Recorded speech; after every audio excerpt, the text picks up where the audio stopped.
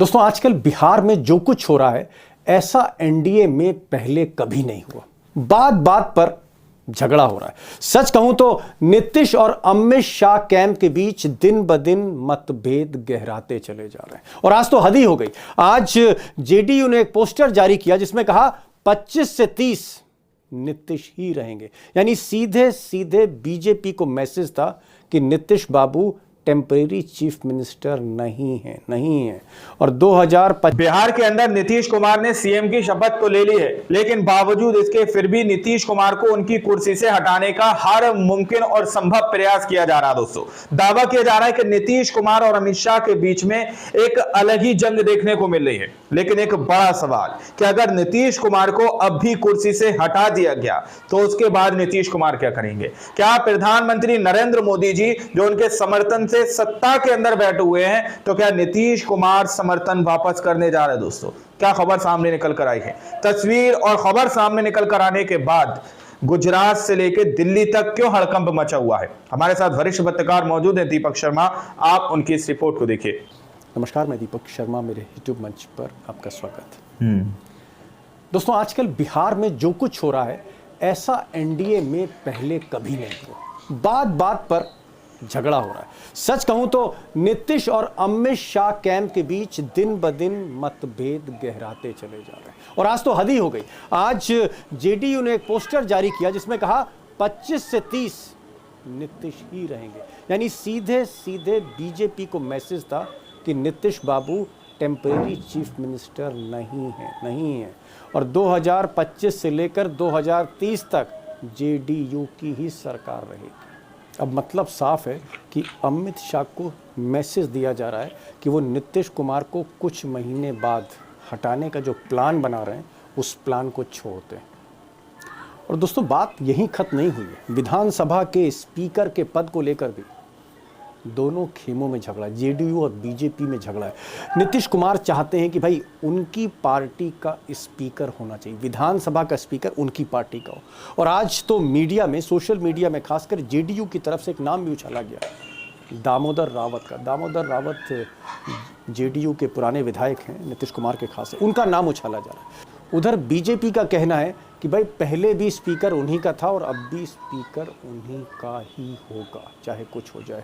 अमित शाह भी चाहते हैं, मोदी भी चाहते हैं कि विधानसभा का अध्यक्ष बीजेपी का होना चाहिए और बीजेपी का होना चाहिए। 9 बार के बीजेपी के विधायक प्रेम कुमार, इनका नाम भी आगे कर दिया गया है कि यही स्पीकर होंगे। अब दोस्तों बीजेपी से कौन विधायक स्पीकर बनता है ये बात इंपॉर्टेंट नहीं है। इंपॉर्टेंट ये है कि अगर बीजेपी की चली, अमित शाह की चली और बीजेपी का ही स्पीकर बन गया बिहार विधानसभा में, तो नीतीश कुमार के लिए आगे का जो रास्ता है, सफर कांटों भरा हो जाएगा नीतीश कुमार के लिए। गृह मंत्रालय उनके हाथ से पहले ही अमित शाह ने छीन लिया। उनके हाथ से पुलिस छीनी जा चुकी है, थाने छीने जा चुके हैं, उनके हाथ से डीएम, कप्तान, डीजी सब छीना जा चुका है। आप कह सकते हैं कानून व्यवस्था अब नीतीश कुमार के पास नहीं। और अगर स्पीकर भी, विधानसभा का अध्यक्ष भी अगर अमित शाह ने बना लिया अपना, तो फिर नीतीश कुमार की ताकत जो अभी आधी दिख रही है, सारी ताकत चली जाएगी। अब दोस्तों जो सवाल है वो ये है कि क्या नीतीश कुमार चंद महीनों के मेहमान हैं, यानी कुछ महीने बाद उनको सीएम की कुर्सी से हटा दिया जाएगा, या फिर अमित शाह जिस चिराग को बुझाने की कोशिश कर रहे हैं वो चिराग फाइनली एनडीए में आग लगाने जा रहा है, लंका लगाने जा रहा है। सवाल है कि आगे बिहार में होने क्या जा रहा है। दोस्तों आज मैंने एक्सपर्ट के तौर पर सतीश के सिंह को बुलाया। सतीश के सिंह बिहार के जाने माने संपादक हैं और आप कह सकते हैं कि दिल्ली से लेकर पटना तक बड़ी गहरी पैठ रखते हैं। कई न्यूज़ चैनल्स के वो हेड भी रहे हैं और आज के दौर में खुलकर बोलते हैं और बेखौफ उनकी आवाज़ है, सुनी जाती है। तो सतीश के सिंह को सुनिएगा, साथ में उमाकांत जी होंगे और कुछ नई खबरों के साथ अभिषेक कुमार जी। अभिषेक, जो लेटेस्ट इनपुट है आपके पास, क्या उससे आपको लग रहा है कि बीजेपी अपने स्पीकर को थोपना चाहती है नीतीश कुमार पर? और नीतीश कुमार हरगिज़ ऐसा नहीं चाहते। वो चाहते हैं कि भाई उनकी पार्टी, उनका कोई वफादार पार्टी का वो खवाड़े वाले हैं, उन पे देखो संतरे हैं। क्या आपको लग रहा है कि स्पीकर खींचतान ज़्यादा बढ़ गई? दीपक जी, बिहार विधानसभा अध्यक्ष यानी स्पीकर को लेकर अब तक दोनों दलों में कोई सहमति नहीं बनी है। ओह, क्या बेटा? कोई सहमति नहीं बनी है क्योंकि जनता दल यूनाइटेड चाहती है, उसका मानना है कि गृह मंत्रालय दे दिया तो स्पीकर हमारा होना चाहिए। जेडीयू का दूसरा तर्क है कितने की? कि जब विधान परिषद में स्पीकर की यानी सभापति कितने की की होगी कुर्सी हैं? बीजेपी के पास है, तो विधानसभा के अध्यक्ष की कुर्सी बीजेपी के पास नहीं होनी चाहिए। दोनों सदन की अध्यक्षता नहीं होनी चाहिए। और जब जनता दल यूनाइटेड 43 पर थी, उस वक्त भी गृह मंत्रालय नहीं दिया था स्पीकर की कुर्सी देने की। अब स्पीकर की कुर्सी, चूंकि गृह मंत्रालय दे दिया तो स्पीकर की कुर्सी वो देने के लिए तैयार नहीं है। और इसलिए भी देने के लिए तैयार नहीं है क्योंकि उन्हें पता है कि आने वाले वक्त में अब जो भी राजनीतिक खेल हो सकता है, नीतीश कुमार की जगह अपना सीएम बनाने के लिए जो भी दांव पेच हो सकता है, उसमें स्पीकर की भूमिका बहुत महत्वपूर्ण होने वाली है। लिहाजा नीतीश कुमार अभी उसको छोड़ने के लिए तैयार नहीं है। लेकिन बीजेपी की तरफ से एक दांव दिया जा रहा है। दांव ये दिया जा रहा है कि नीतीश कुमार के बेहद करीबी रहे हैं जेपी आंदोलन के उनके साथी हैं भाजपा नेता प्रेम कुमार, 9वीं बार चुनाव जीते। भाजपा नेता सुशील प्रेम मोदी, कुमार, किशोर यादव, प्रेम कुमार, इनको कहा जाता था कि बिहार में एक नीतीश भाजपा है जिसके हिस्से वो माने जाते थे। लेकिन प्रेम कुमार को भी नीतीश कुमार स्वीकार करने के लिए तैयार नहीं है। उनकी पार्टी अभी तक इस पर रजामंदी नहीं दे पाई है कि बीजेपी का कोई नेता स्पीकर बने। जी, समझ गए। ताज़ी इनपुट से अभिषेक की एक चीज़ दोस्तों क्लियर है कि नीतीश कुमार, जो बड़ी खबर है या खबरों की जो खबर है वो ये है, स्पीकर हो या गृह मंत्रालय हो, ये बिहार के जो पॉलिटिकल क्लास है, जो पत्रकार हैं, उनके लिए इम्पोर्टेंट। जनता के लिए जो मैसेज जा रहा है वो ये जा रहा है कि जो सरकार चुनी गई है उसके बीच में खटपट चल रही है। अमूमन हम देखते हैं कि सरकार जब बनती है 2-2.5 महीना 3 महीना एक हनीमून पीरियड होता है, एक खुशनुमा माहौल होता है। वो खुशनुमा माहौल नहीं दिख रहा। ये एक मैसेज जा रहा है, खटपट है नीतीश कैंप में और अमित शाह में।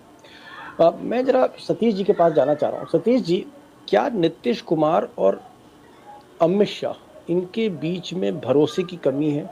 और क्या अगर हम लल्लन सिंह को हटा दें या संजय झा को हटा दें तो बाकी जो जेडीयू है, बाकी जेडीयू बीजेपी को संशय की दृष्टि से देख रही, शक की निगाह से देखा जा रहा है? क्या आपको लगता है दूरियां हैं? All is not well in NDA? देखिए, जेडीयू क्या एक पार्टी है क्या? ओके, ताश के पत्ते के जैसा भड़बड़ा के गिर सकती है। अच्छा, हाँ, ताश के पत्ते की तरह कभी भी भड़बड़ा के गिर सकती है। और भारतीय जनता पार्टी चाहे तो बीजेपी मैं का कहता होना हूं चाहिए। कि कल वो अपना मुख्यमंत्री बैठा सकती है। कल के दिन। अरे बाप रे इस बाप। स्थिति में मतलब है आप कह रहे हैं भारत। सारा सिस्टम, सारी लगाम अमित शाह के हाथ में? बिल्कुल है। क्या आप समझ रहे हैं कि कांग्रेस पार्टी के 6 एमएलए जो है एआईएमआईएम के, फिर आपका पांच एमआईएम के 5 हैं, वो इसी हिसाब के जी 5 हैं, आरजेडी के हैं, ये सब जी। को तोड़ने में भाजपा को कितने मिनट लगेगा? या हो सकता कितने है मिनट? कांटो भरा हो जाएगा मतलब नीतीश 2 कुमार मिनट के लिए। मैगी, मिनट लगेगा। हाँ, मैगी है, 2 मिनट में तैयार हो जाती है। एकदम तैयार है, बिल्कुल तैयार है। हमको लगता है कि एक क्या होगा? प्रकार से अभय दान भाजपा ने दिया है कि भैया आपके नाम पर जीत के आए हैं, आप लड़खड़ा के शपथ लीजिए, लेकिन रहिए, चलिए। अब हम उसके बाद या तो आप अपने हट जाइए, नहीं तो आपका इलाज हम 2 मिनट में कर देंगे। ये उनको एक साफ सतीश संकेत। जी, बहुत बड़ा स्टेटमेंट आप दे रहे हैं। आप कह रहे हैं कि 2 मिनट में चाहें तो आरजेडी के विधायक अमित शाह तोड़ सकते हैं, 2 मिनट में चाहें बिल्कुल, तो ओवैसी के जो विधायक हैं उनकी ऐसी तैसी हो सकती है। यहाँ तक कि बिल्कुल, जो कांग्रेस के 6 विधायक है वो भी। हमारे मन में कोई शंका नहीं, हमारे मन में कोई शंका नहीं है। इसके पीछे सतीश जी कोई तो कारण होगा। ऐसी कौन सी जादू की छड़ी अमित शाह के हाथ में? देखिए, जादू की छड़ी, सब छड़ी है, जादू क्यों बोल रहे हैं? उनके हाथ में छड़ी है, जादू क्या है? वो छड़ी से जादू जिस वक्त दिखाना शुरू करेगी बीजेपी, उस समय जो है, जो चाहिए आप बिहार में करा लेंगे। अब क्या दिक्कत है? अब तो गृह मंत्रालय भी उनके हाथ में है और बाकी वाले मंत्रालय सेंटर में है, तो फिर क्या है? तो इसलिए हमको नहीं लगता है। अब देखिए, इससे और स्पष्ट ही हो जाएगा कि स्पीकर का पद मिलता है कि नहीं। अगर स्पीकर का पद जेडीयू लेने में कामयाब होती है तो शायद मैं अपना बयान बदलूं, विचार बदलूं। लगता नहीं है। कुछ भी कर रहे हो, मान लेते हैं कि जेडीयू अपना स्पीकर का भी पद ले लेती है, तो भाई जेडीयू को भी तो हाउस इन ऑर्डर रहना पड़ेगा। अब ये हल्ला चल रहा है, सभी सब प्लांट करवा रहे हैं क्या कि भाई आरजेडी के 11 विधायक जेडीयू में मिल जाएंगे और सबसे बड़ी पार्टी हो जाएगी। अरे अब वो सब हाथ से निकल चुका है, एकदम क्लियर मान लेना चाहिए। हमको तो सुनने में ये भी आता है कि अब सच्चाई कितनी हम नहीं कह सकते कि जो संसदीय दल है जेडीयू वो भी भाजपा के टोटली गिरा। ओहो, मतलब आप कह रहे हैं कि जो 12 सांसद जेडीयू के समर्थन दे रहे हैं मोदी जी को, जिनको हम लोग बैसाखी भी कहते हैं, वो बैसाखी भी अमित शाह और मोदी के हाथ में है। बिल्कुल है। अब ये लगता भी है कि होगा, सुनने को भी मिलता है और देखने को भी मिला है। आप लोग इस पूरी चर्चा में आप लोग हर बार तो 2 ही नाम लेते हैं, ललन सिंह और संजय झा, और कोई नाम नहीं है क्या? लेकिन चर्चा तो इसकी 1 पैसे की नहीं होती है, ना यूट्यूब पे होती है ना राष्ट्रीय चैनल पे होती है। यही 2 नाम चर्चा में रहती, तो आखिर ये क्यों दोनों चर्चा में रहते? मेरा बस सिंपल सा सवाल है, तो होगा ठीक। सतीश के सिंह कह रहे हैं कि भाई इस वक्त चाहे वो 12 सांसद जो मोदी सरकार को, भाजपा नेता प्रेम कुमार सपोर्ट कर रहे हैं जेडीयू के।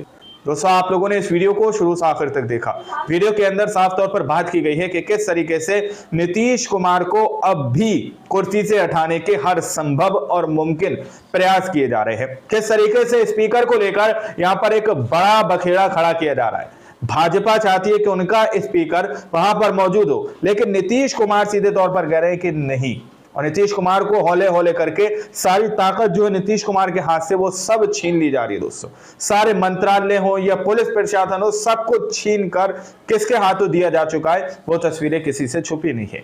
अब देखना ये वाकई में बहुत ज्यादा दिलचस्प होगा कि नीतीश कुमार अपने आप को जिस तरीके से हौले हौले करके खत्म होता हुआ देख रहे हैं, कि ये तस्वीरें देखने के बाद नीतीश कुमार कोई लीगल या बड़ा एक्शन लेंगे या नहीं, या हौले हौले करके इसी तरीके से सिमटते हुए चले जाएंगे।